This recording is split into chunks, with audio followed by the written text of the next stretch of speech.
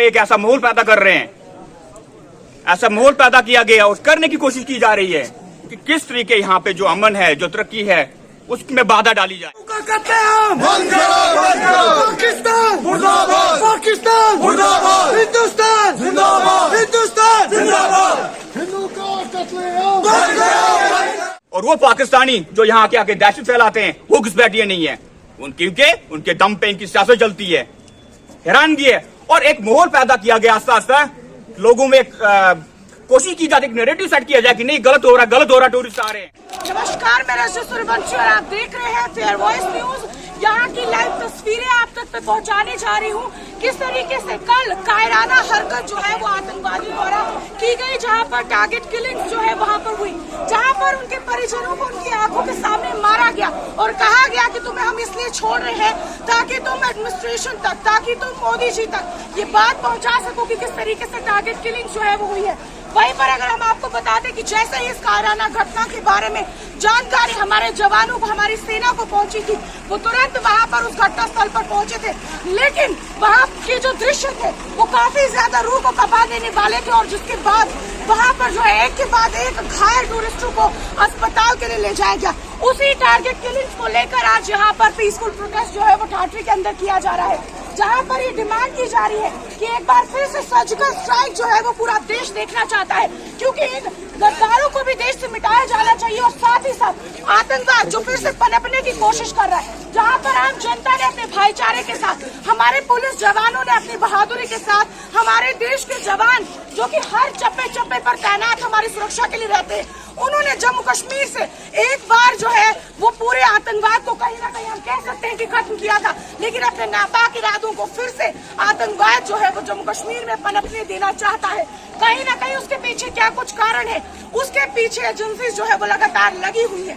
लेकिन इसको लेकर आम जनता के बीच में जो आक्रोश देखने को मिल रहा है, जो गुस्सा देखने को मिल रहा है, वो यहाँ पर आज का ये प्रदर्शन आप देख सकते हैं किस तरीके से यहाँ पर सभी धर्मों के लोगों ने मिलकर ये पीसफुल प्रोटेस्ट जो है वो रखा था। ये तस्वीरें हम आपको यहाँ से दिखा रहे हैं और आप यहाँ पर लगातार जो है वो हमारे साथ बने रहिएगा। जो एक कायराना घटना जो हुई है कश्मीर में, मेरे ख्याल से बहुत सारे लोग यहाँ पे होंगे जो ढंग से सो नहीं पाए होंगे। वो दृश्य देखे, वो चित्र देखे, वो क्लिप्स देखे, वहां पे बहुत सारे लोग होंगे कल रात को चैन से नींद नहीं आई होगी। एक सोचने वाली बात है, कितनी हिम्मत, इतनी बेदर्दी, इतनी क्रूरता कैसे इन लोगों में आती है, कहां से इन लोगों में पनपती है, कैसे ये लोग इतने कठोर होते हैं कि आप महिलाओं और बच्चों को लग करके ये दर्शाते हैं कि आप बहुत नरम दिल है, कि आप महिलाओं और बच्चों को छोड़ रहे हैं और उनके सामने उनके माता को, उनके पिता को, उनके दादा को मार रहे हैं। ना जाने कहां से इन लोगों में ये मानसिकता आती है, किस धर्म से, किस जात से, किस पंथ से, किस देश से ये होते हैं। और इनका धर्म, जात, देश पर तक देखा जाए तो वो वाहिद एक ही है, वो है टेररिज्म। किसी भी तरीके एक खौफ का माहौल पैदा करना है। ये पाकिस्तान स्पॉन्सर लोग आए दिनों, बल्कि पिछले कई दशकों से यहाँ पे एक ऐसा माहौल पैदा कर रहे हैं, ऐसा माहौल पैदा किया गया और करने की कोशिश की जा रही है कि किस तरीके यहाँ पे जो अमन है, जो तरक्की है, उसमें बाधा डाली जाए। पिछले कई सालों से हम देख रहे थे, अचानक से बहुत सारी चेंजेस आ गई थी हमारे जम्मू कश्मीर में। लोग अमन की बात करते थे, तरक्की की बात करते थे, पढ़ाई की बात करते थे, कारोबार की बात करते थे। लेकिन फिर से पिछले ही कुछ दिनों से अचानक से कुछ ऐसा हो गया कि बीच बीच में कुछ न कुछ ये घटनाएं घटनी शुरू हो गई।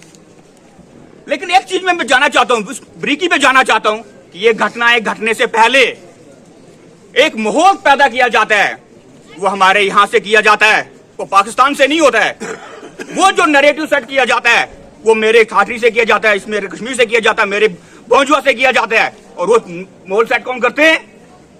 जिन लोगों को एक आराम की लाइफ जीने की आदत है, लग्जरियस लाइफ की आदत है, उनकी सियासत चले, उनको अच्छा लीडर बनना, बड़ा लीडर बनना उनको, और वो आस्ते आस्ते ऐसा नैरेटिव सेट करते हैं कि लोगों में एक डर का माहौल, एक नफरत का माहौल पैदा किया जाए। एक पिछले दिनों हमने देखा, हमारे एक सांसद है कश्मीर से, टूरिज्म बढ़ रहा है, टूरिस्ट आ रहे और उनका बयान आता है ये इन्वेडर्स हैं, ये घुसपैठिए हैं हमारे कश्मीर में। वो गुजरात के, वो हिमाचल के, वो यूपी के, वो कर्नाटका के, वो जो लोग आते हैं वो इन्वेडर्स हैं। अरे भाई, जब तुम लोग जाते हो भीख मांगने वहां पे, तुम लोग कारोबार करते हो दिल्ली में, गुजरात में, यूपी में, तो तब तुम भिखारी किस कैपेसिटी में जाते हो वहां पे? वो इन्वेडर हैं, वो अपने देश में इन्वेडर हैं, अपने देश में घुसपैठिए हैं। और वो पाकिस्तानी जो यहाँ आके आके दहशत फैलाते हैं, वो घुसपैठिए नहीं है। उनके दम पे इनकी सियासत चलती है। हैरानगी है। और एक माहौल पैदा किया गया आस्ता आस्ता, लोगों में कोशिश की जाती है, नैरेटिव सेट किया जाए कि नहीं गलत हो रहा, टूरिस्ट आ रहे हैं, ये हमारा कल्चर, हमारे सभ्यता को खराब करेंगे। अरे भैया, कौन सी सभ्यता हमारी कल्चर, हमारा कल्चर क्या है वो हम लोगों से बेहतर जानते हैं। और वो एमपी जिसके मेरा हालत, जिसका वेशभूषा देखो, जिसका रहन सहन देखो, वो कल्चर की बात कर रहा है। कश्मीरियत का, कश्मीर का एक भी गुण उस व्यक्ति में नहीं है और वो बात करते हैं। वही बात मैं अपने ठाठरी की बात करना चाहता हूं।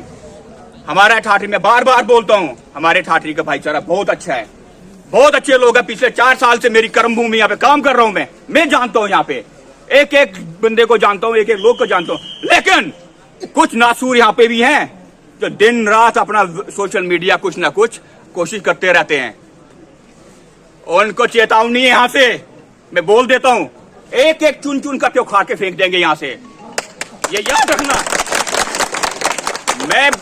मैं मेरी टीम, मेरे लोग, मेरा संगठन, हमारी एडमिनिस्ट्रेशन बहुत कोऑपरेटिव है।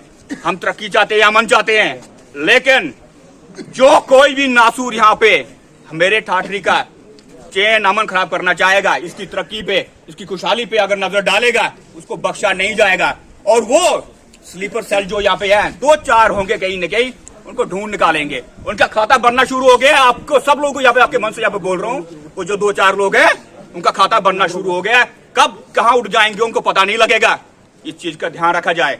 वो चाहे वहां बहुजुआ से हो, चाहे किश्तवाड़ से कोई हो, चाहे हमारा उधर अपने भैंसा से हो, चाहे इधर का ठाठरी का हो, उनको बख्शा नहीं जाएगा। हम लोग यहाँ पे आए दिन पिछले बात करते हैं कि जब भी, कल की घटना मेरे ख्याल से, कल हमारी यहाँ पे एक मीटिंग हो रही थी, यहाँ पे एसएसपी साहब यहाँ पे आए थे। कितना अच्छा माहौल था, कितने अच्छे लोग थे, सब हर कोई तरक्की की बात कर रहा था, कैसे मेरा ठाठरी ड्रग फ्री हो, कैसे मेरे ठाठरी ट्रैफिक सुधरे, यहाँ पे कैसे यहाँ के अमन चैन आए। बस वही डिस्कस हो रहा। किसी को कुछ नहीं है इन दहशतगर्दों से लेने का, किसी को कोई नहीं है। लेकिन कुछ जो नासूर हैं, वो उनकी कोशिश रहती है कि किस तरीके हम यहाँ का माहौल बिगाड़े। क्यों? क्योंकि उनका उसके बिना गुजारा ही नहीं है। ना उनको काम करना आता, ना उनको दिहाड़ी लगानी आती, ना उनको कारोबार करना था, ना नौकरी के लायक है। वो एक ही चीज के लायक है, भड़काओ और अपना काम चलाओ।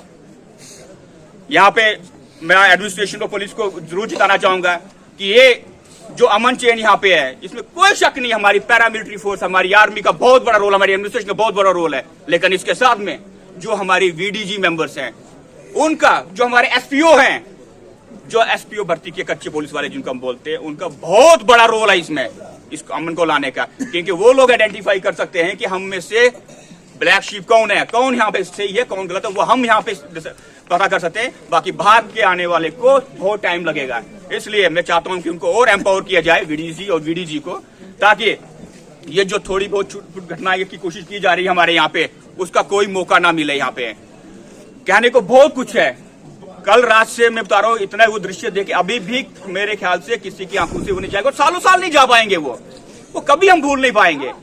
लेकिन मैं आज आप सब लोगों का एक बार फिर से, पूरे ठाठरी का, पूरे सब लोगों का बहुत बहुत धन्यवाद करता हूं। और मैं चाहता हूं कि आने वाले दिनों में, आने वाले सालों में, आने वाले उम्र भर हम ऐसा ही साथ निभाएं। यहाँ पे हम हमेशा अपनी तरक्की की बात करें, ना इन लोगों के बहकाव में आके गलत बातें करें। वो दुर्भाग्य हमारा, हमें कुछ लीडर ऐसे मिले जिनका मकसदी, जिनकी लीडरी चलती है थोड़ा भड़काऊ बात करके, एडमिनिस्ट्रेशन के खिलाफ बुरा बोल के। अरे भैया, कभी अब जब तुम लोगों ने जिंदगी में कुछ किया ही नहीं, तुम लोगों ने कुछ अचीव किया ही नहीं, तुम क्यों कैसे किसी को कोस सकते हो? पहले खुद कुछ करो, उसके बाद दूसरों को कोसना सीखो। मैं उन इलेक्टेड मेंबर से भी हमेशा मेरी रिक्वेस्ट रहेगी और साथ में चेतावनी रहेगी कि यहाँ का माहौल खराब करने की कोशिश कोई ना करे, हम होने नहीं देंगे।